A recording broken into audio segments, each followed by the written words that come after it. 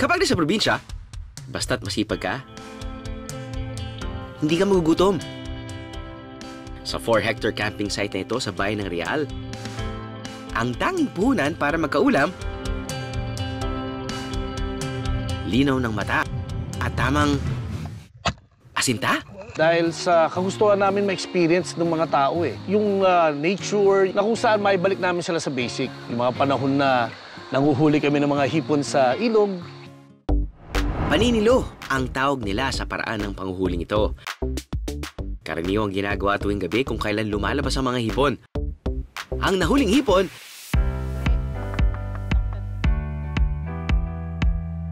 gagamitin natin sa all-time favorite dish ng mga taga-Infanta Quezon, ang tinadtad na hipon. Para personal na matutunan yan, hanapin muna natin ang mga sangkap na murang-mura syempreng mabibili sa palengke. Ayan, Nay, naghahanap po ako ng... Ayan po gumaang nyog. Opo. Ito po. Yan po yung gumaang nyog. Oo. Paano ko pa malalaman kung gumaang nyog? Medyo po ito ay mabigat siya. Opo. Tapos hindi siya kumakalog. Ito yung gumaang nyog.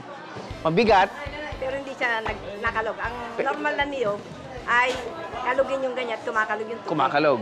Pero ito mas mabigat. Oo. Pero bakit gumaan yung pangalan? Aywan ko lang po. Kasi yung laman niya medyo ganon, matigas ng konti. Matigas na ng konti. Hindi katulad ng buko na malambot. Magkano po yan? Pwedeng makondot. 20 pesos lang po. 20 pesos. O, si isa po. Ito po. Pero may isang sangkap din ang tinadtad na hipon na libre lang daw mapipitas. Sa tabi-tabi, Dahon ng kalalawan. Eh, sus, hindi. Pwede naman itong pitasin eh. Sabi ng kaibigan ko, tiga dito, pwede pitasin. Pitasin ko na lang yun. Nay, magandang umaga po. Naghahanap po ako ng kalalawan na dahon. Meron akong tanim. Meron po kayo tanim? Kailangan po ba? Eh, magkano po yung benta nyo? Uy, mahihila kita rito. Sigurado ho kayo? Oo. Ay, naku, napaka. Swerte ko naman po ngayong araw na... Ay, pwede po ako makipasok? Pasok ka na. Ay, salamat po. Pwede ako makihiram ng kotse? Ay, hindi lang. Aloko lang po. Asan po yung... Ito po. Ayan. Ayan. Matagal na pong nandito po itong punong ito. Mga ano lang kaya siguro mga 2 years po inaalaga. 2 years.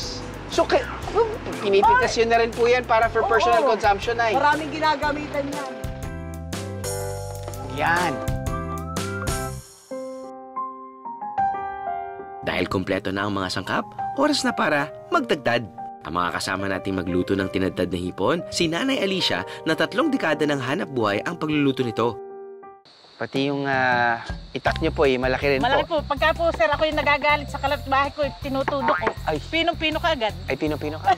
Hindi po, joke lang po. Okay. Ilang taon niyo na pong ginagawa ito? Ay, 30 years na po, sir.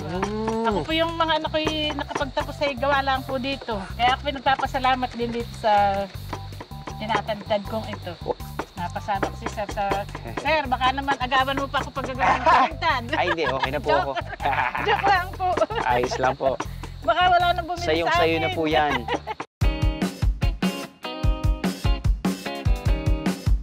Sunod na ibabalot ang tinadtad na hipon sa dahon ng kalalawan.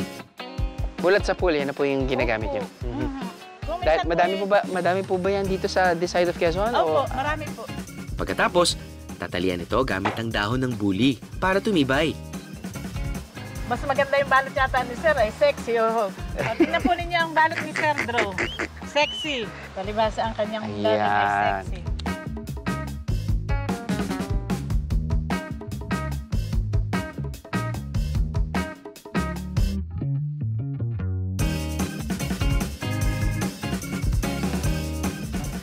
Yan po, Sir, ay habang hinahalo yun po yung sumasayaw. Sumasayaw? Yan, ganyan.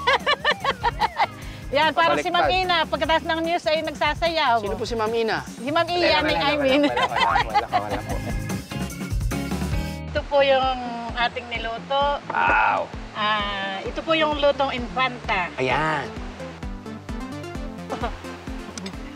Alam mo, hindi siya nalalayo sa pinangat.